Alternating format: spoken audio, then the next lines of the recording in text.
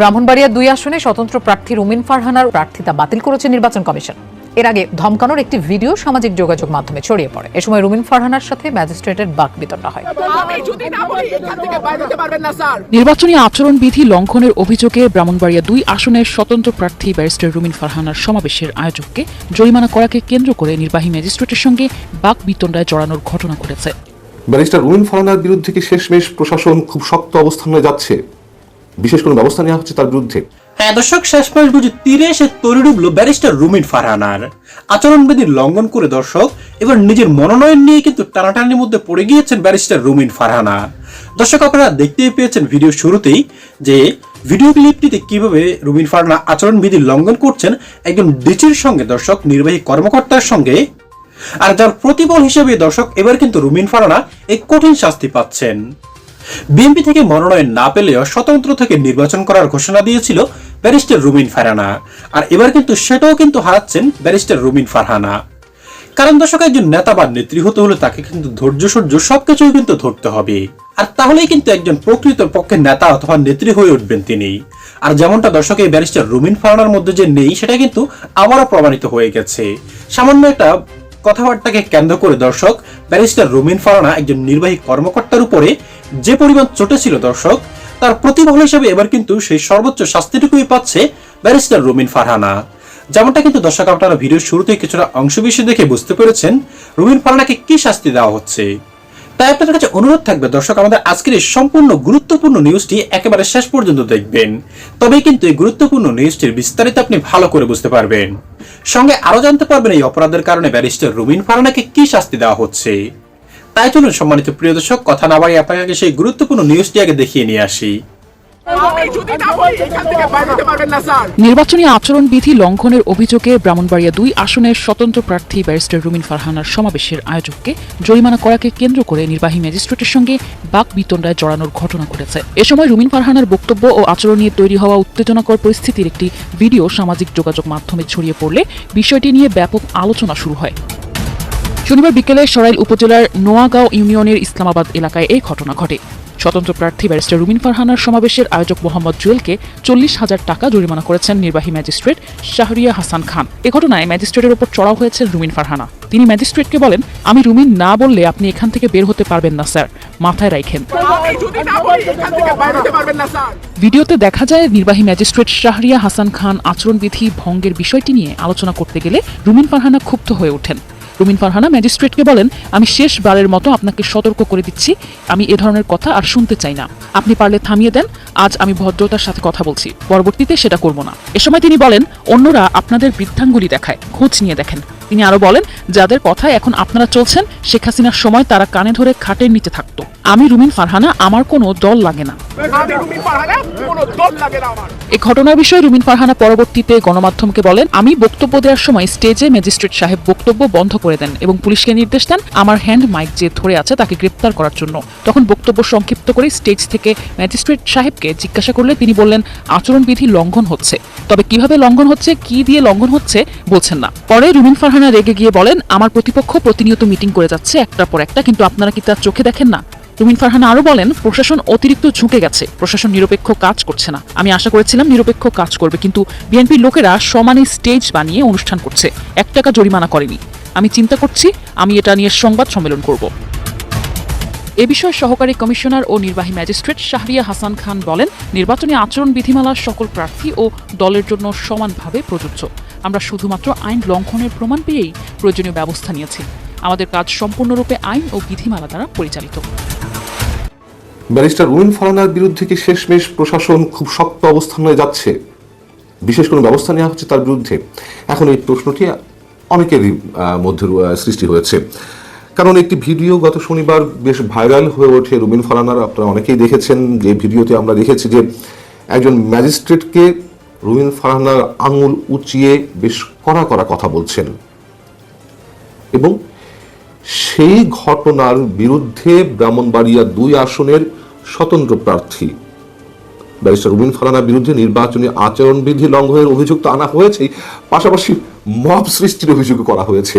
Mob শব্দটা এখন আমরা শুনলেই মানে ভয়ঙ্কর একটি আতঙ্ক, একটা কষ্ট, যন্ত্রণা এর পাশাপাশি আবার হাসিও আসে। তখন এত এত মব সৃষ্টি করা হচ্ছে, প্রকৃত মব সৃষ্টি করে মানুষকে মেরে ফেলা হচ্ছে, কোনো ক্ষেত্রে কোনো ব্যবস্থা হয় না।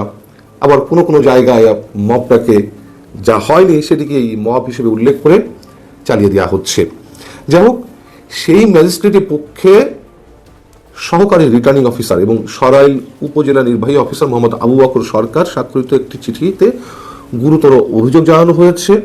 অভিযোগ দেওয়া হয়েছে নির্বাচন অনুসন্ধান বিচারিক কমিটি এবং সিনিয়র সিভিল জাজ আশরাফুল ইসলামের কাছে, এবং রুমিন ফারহানার বিরুদ্ধে যথাযথ আইনানুগ ব্যবস্থা গ্রহণের অনুরোধ জানানো হয়েছে। এদিকে রুমিন ফারহানা আবারও নির্বাচন সংশ্লিষ্টদের উদ্দেশ্য করে রোববার তিনি বলেছেন যে 5 আগস্টের কথা সবাইকে মনে রাখতে হবে। রোববার একটি মতবিনিময় অনুষ্ঠানে তার মন্তব্য এরকম যে আশা করি প্রশাসন, পুলিশ, কমিশন, সরকার নিরপেক্ষ ভূমিকা পালন করবে, কাউকে ডান চোখ কাউকে বাম চোখে দেখবেন না। আপনাদের 5 আগস্টের কথা মনে রাখতে হবে। নিরপেক্ষতা না থাকলে সারা বাংলাদেশে যেমন 5 আগস্ট হয়েছিল তেমনি হবে যে কোনো আসনে 5 আগস্ট ঘটতে পারে। আর চিঠিতে কি অভিযোগ করা হয়েছে রুমিন ফারহানার বিরুদ্ধে? ব্রাহ্মণবাড়িয়ার সরাইলের ইসলামাবাদ গ্রামে প্যান্ডেল করে বিশাল জনসমাবেশের আয়োজন করেন রুমিন ফারহানা, যা নির্বাচন আচরণবিধি লঙ্ঘন। তাৎক্ষণিকভাবে সমাবেশ ভেঙে দেওয়া হয়। নির্বাহী ম্যাজিস্ট্রেট শাহরিয়ার হাসান খান ভ্রাম্যমাণ আদালত পরিচালনা করে জুয়েল মিয়া নামে একজনকে 40,000 টাকা জরিমানা করেন। এ সময় রুমিন ফারহানা নির্বাহী ম্যাজিস্ট্রেটকে আক্রমণাত্মকভাবে বৃদ্ধাঙ্গুলি প্রদর্শন এবং আঙুল উঁচিয়ে বারবার হুমকি প্রদর্শন করেন। চিঠিতে আরো যা উল্লেখ করা হয়েছে তা আরেকটু জানাই আপনাদেরকে। এই সময় রুমিন ফারহানার সঙ্গে থাকা জুয়েল মিয়া সহ অন্য সবাই মারমুখী আচরণ করেন। এতে মব সৃষ্টি করে বিচারিক কাজে বাধা এবং কর্তব্যরত ম্যাজিস্ট্রেটকে হুমকি প্রদান করেন, যা নির্বাচনী আচরণবিধির সুস্পষ্ট লঙ্ঘন। এবং এর সাথে একটি লিঙ্কও জড়িয়ে দেওয়া হয়, ইউটিউবে ছড়িয়ে পড়া সেই ভিডিওর একটি লিঙ্ক। এখন রুমিন ফারহানা বৃদ্ধাঙ্গুলি প্রদর্শনের অভিযোগটি অস্বীকার করেছেন। তিনি গণমাধ্যমকে বলছেন যে প্রতিদ্বন্দ্বী প্রার্থীর সভা থেকে প্রশাসনকে বৃদ্ধাঙ্গুলি দেওয়ার বিষয়টি